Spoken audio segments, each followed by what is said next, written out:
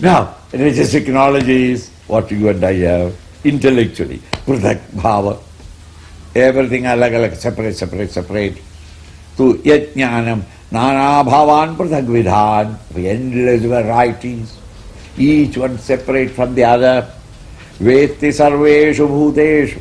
In all living beings, by analysis, we can only understand the distinctions from each other, not the cohesiveness. That is the reason why between religions there is always quarrel. Why? We are trying to understand religions from the intellectual level. So all that we find is the difference between Christianity and Islam, Islam and Hinduism, Hinduism and Buddhism, the distinctions we very clearly see. But why don't you see the oneness in it? That is difficult, because that needs wisdom. Distinction we can always find. He is not me, or he is not our family, he is not our community, he is a Catholic and I am a Protestant. Difference is very easy.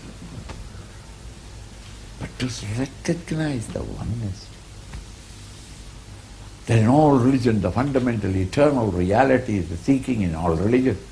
And the nature of that reality is the same words are used in all the scriptures.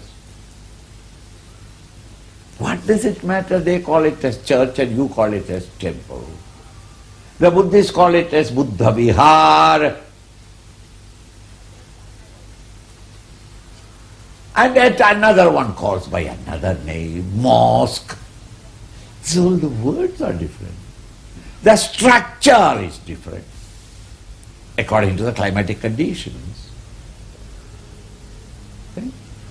Flat-footed or ceiling of a church is not possible because the church in the Western countries, the snow will come and snow will put the ceiling down.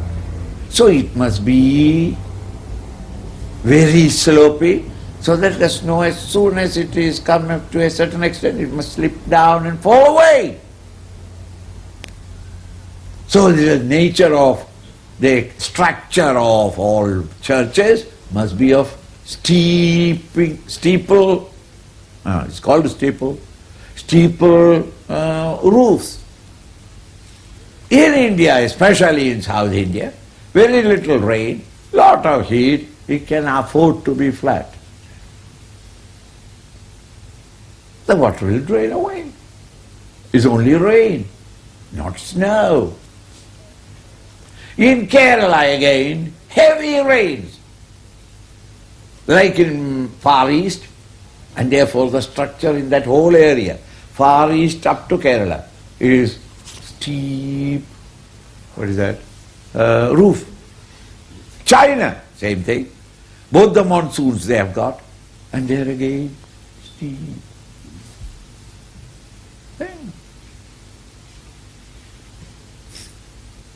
So the structure is different is only because of the climatic condition. Okay? So that food, where vegetable is not available, what can they do? Man must survive. They are non-vegetarian. So what? And in India, in the beautiful summer, in the tropical climate, luxuriously vegetation comes up, and therefore they became vegetarian. But don't expect the West must become a vegetarian, and the the East must become non-vegetarian. East becomes non-vegetarian, everyone says between the fingers there are white, small, eruptions come and they start breaking it one by one. Like pimples. Why? Heat is generated within the body. Meat produces a lot of heat. And even in India, in Kashmir they take meat, Brahmin take meat for survival.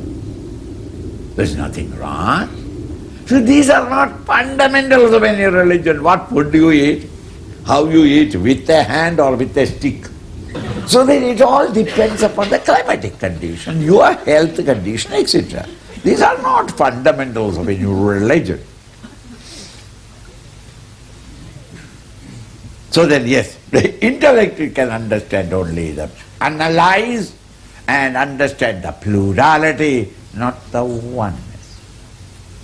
That is why this fanaticism or religious fanaticism, each religion says their mind alone is right. Why? It's right. Because he is looking at it from the intellectual level. Perfectly right. Christianity is not Hinduism, and Hinduism is not Islamic. Islamic religion is totally different from Buddhism. Yes!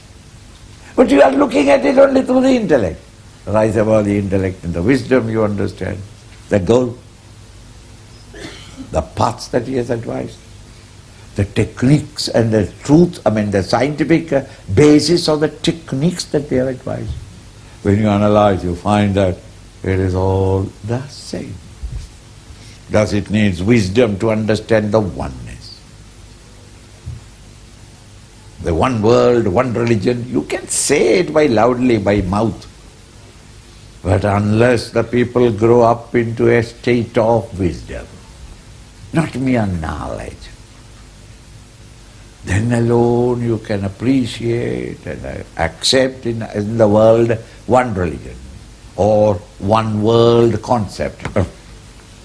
Veti sarveshu bhuteshu tajnanam vidhi rajasam. Such a knowledge which distinguishes things and comes to the conclusion of the analytical processes, the distinctions between one object and the other, one being and the other. Such a knowledge that your modern objective sciences have gathered is called rajasic knowledge.